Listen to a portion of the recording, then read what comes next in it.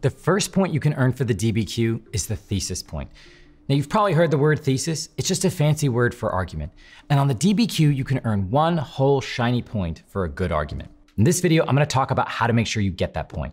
According to the official rubric, here's what you have to do. You have to, quote, respond to the prompt with a historically defensible thesis/claim that establishes a line of reasoning.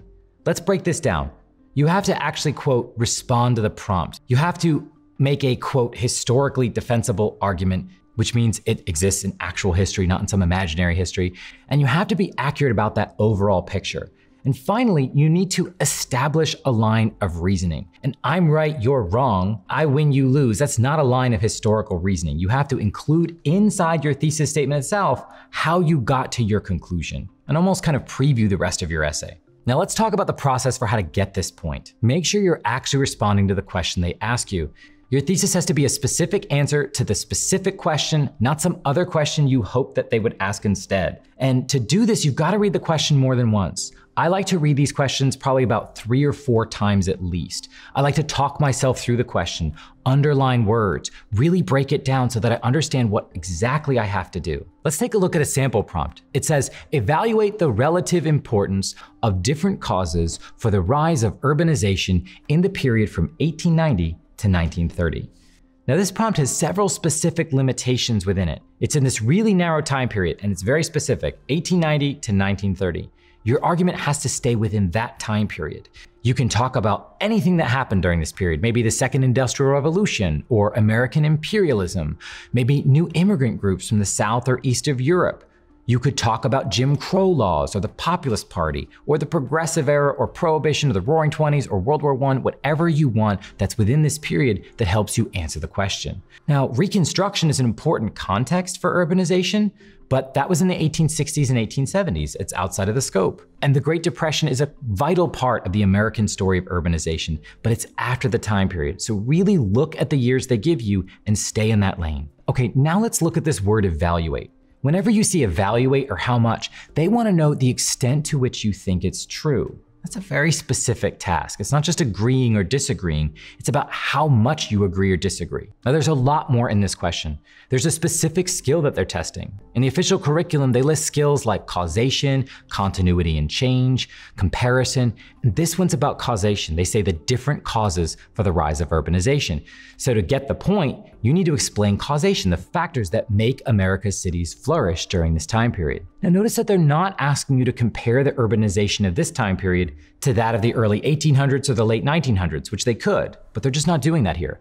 They want you to talk about causes, so make your essay about the causes. Now the rules say that your thesis needs to appear in the introductory paragraphs or the conclusion. So don't bury your thesis in the middle of the 3rd paragraph and expect the grader to go find it. You have to present it to the graders very clearly. So I always recommend just put it right at the end of the 1st paragraph. You can't miss it when it's right there. Another nice thing about putting the thesis at the end of the 1st paragraph is it helps you earn that point early and sets the whole tone of the grader's experience with your essay. The grader's gonna think, yes, this person understands the question and has already got 1 point. It almost sets you up to get the other points. Finally, you have to show that you're establishing a line of reasoning, and you have to put it in the thesis statement itself. You could have all kinds of great reasons in your essay, but if it's not in the thesis, you won't get the point. Let's take a look at a sample. It says, urbanization had many effects on many different aspects of American life in the period from 1890 to 1930, including overcrowding, new ethnic tensions, and new government policies. Now that's a perfectly grammatically correct sentence. It sounds pretty smart, but it's not gonna get the point because it didn't really answer the question. Remember, it said to evaluate the relative importance of different causes, but somehow this person got sidetracked into talking about the effects of urbanization rather than the causes of it. And this can happen on a DBQ. The documents sometimes take you in a different direction. Remember, you also have to evaluate the relative importance. So that means you have to say which ones were more important and which ones were less. This essay just kind of listed all of those effects. Let's take a look at a better example. This person wrote, although it may seem that industrialization was the primary cause of urbanization in this period from 1890 to 1930, new immigration and the changing nature of agriculture were much more significant factors in making the United States an urban nation. Now that long sentence will definitely earn the thesis point. And that's not only because it's on topic, but because it does evaluate that relative importance. It says, look, you'd think that industrialization is the most important cause, but it isn't.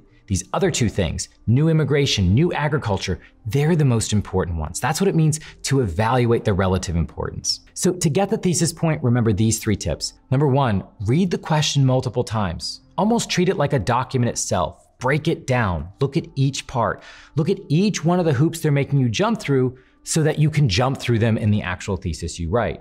Number 2, make sure you show off that line of reasoning inside the thesis statement. That might mean that your thesis statement becomes really long or is even 2 sentences. That's totally fine, but you won't get the point if you don't have that line of reasoning.